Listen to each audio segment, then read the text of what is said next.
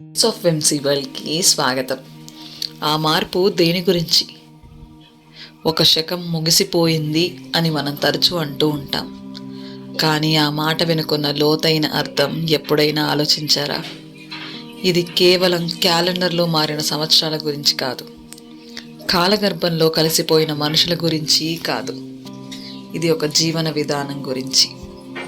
మన పాత తరం గురించి మాట్లాడుకోగానే మనకు వెంటనే గుర్తొచ్చేవి ఓర్పు, విలువలు మరియు ఆత్మీయతలు.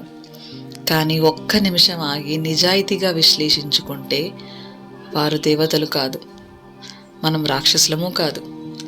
కేవలం పరిస్థితులు వేరు, అవసరాలు వేరు. అప్పటి లోకం వేరు, ఇప్పటి వేగం వేరు. అప్పట్లో జీవితం మనకు కనిపించేంత కలర్ఫుల్గా ఏమీ లేదు. చేతిలో తగినంత డబ్బు లేదు, ఎంచుకోవడానికి ఇన్ని ఆప్షన్స్ లేవు. అందుకే వారు సర్దుకుపోయారు. ఆ సర్దుబాటు కేవలం ప్రేమతోనే వచ్చిందని మనం అనుకుంటే పొరపాటే. అందులో చాలా వరకు నిర్బంధం ఉంది. ఒక బంధంలో ఉండటం అంటే అప్పట్లో సంతోషంగా ఉండటం కాదు, కేవలం ఆ బంధంలో ఉండిపోవడం. నచ్చిన రోజు అక్కడే ఉండాలి, నరకం అనిపించిన రోజు అక్కడే ఉండాలి. ఎందుకంటే బయటకు వెళ్ళే దారి లేదు. సమాజం ఏమంటుందో అన్న భయం, ఆర్థికంగా నిలదొక్కుకోలేమన్న ఆందోళన. వీటి మధ్య ఎన్నో జీవితాలు రిపేర్లతోనే గడిచిపోయాయి. మనం విలువలని పిలుచుకునే ఆ రోజుల్లో ఎంతోమంది మౌనంగా నలిగిపోయారు. ఎంతోమంది మహిళలు తమ మనసులోని బాధను బయటకు చెప్పలేక గొంతు నొక్కుకున్నారు. ఎంతోమంది పురుషులు తమ కష్టానికి ఏడవడం చేతకాక లోపలే కుమిలిపోయారు. ఎన్నో కలలు త్యాగమయ్యాయి, మరెన్నో భావాలు అణిచివేయబడ్డాయి. ఇదే జీవితం, ఇలాగే ఉండాలి అని తమని తాము ఒప్పించుకొని ఒక రకమైన రాజీపడి బతికారు. మనం నేడు పొగుడుతున్న ఆ విలువల వెనుక కొన్ని వేల మంది నిశ్శబ్ద కన్నీళ్లున్నాయి.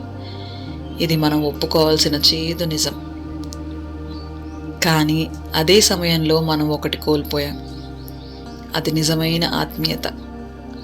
అప్పట్లో వస్తువులు తక్కువ, మనుషులు ఎక్కువ. ఫోన్లు లేవు కాబట్టి మనసులు దగ్గరగా ఉండేవి.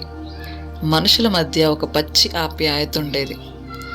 ఏరా బాగున్నావా అని పలకరించే గొంతులో ఒక వెచ్చని ఆదరణ ఉండేది. ఇప్పుడు మన దగ్గర అన్నీ ఉన్నాయి. చేతిలో స్మార్ట్ ఫోన్, ఇంట్లో లగ్జరీ, వెళ్ళడానికి కార్లు. కానీ ఆ పిలుపు మాయమైపోయింది. ఇప్పుడు మనకు స్వేచ్ఛ ఉంది, గొంతుంది, స్పష్టత ఉంది. కానీ ఓర్పు లేదు. చిన్న ఇబ్బంది రాగానే ఇది నాకు సెట్ అవ్వదు అని బంధాలను తెంచుకుంటున్నాం. అప్పట్లో సమస్యను భరించారు, ఇప్పుడు సమస్యను విసిరేస్తున్నాం. ఒక శకం ముగిసిపోయింది అంటే అర్థం పాత తరం వారు పరిపూర్ణంగా జీవించారని కాదు, వారు మౌనంగా జీవించారు. మనం శబ్దంతో జీవిస్తున్నాం. పాత తరంలో ఒక లోతుండేది, కానీ స్వేచ్ఛ తక్కువ. కొత్త తరంలో స్పష్టత ఉంది, కానీ లోతు తక్కువ.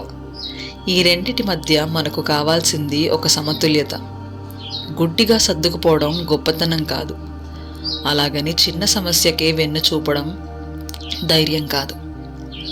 ఆలోచించడం, పలకరించడం, ఒకరినొకరు అర్థం చేసుకొని రిపేర్ చేసుకోవడం, ఈ అలవాటు మన రెండు తరాల మధ్య ఎక్కడో తప్పిపోయింది. ఆ పాత ఆప్యాయతను, ఈ కాలపు స్పష్టతను కలిపి ప్రయాణించడమే ఇప్పటి అవసరం. ఒక శకం ముగిసిందంటే మనుషులు వెళ్ళిపోయారని కాదు, కొన్ని మంచి అలవాట్లు వెనకపడిపోయాయని అర్థం. వాటిని మళ్ళీ వెతుక్కుందాం.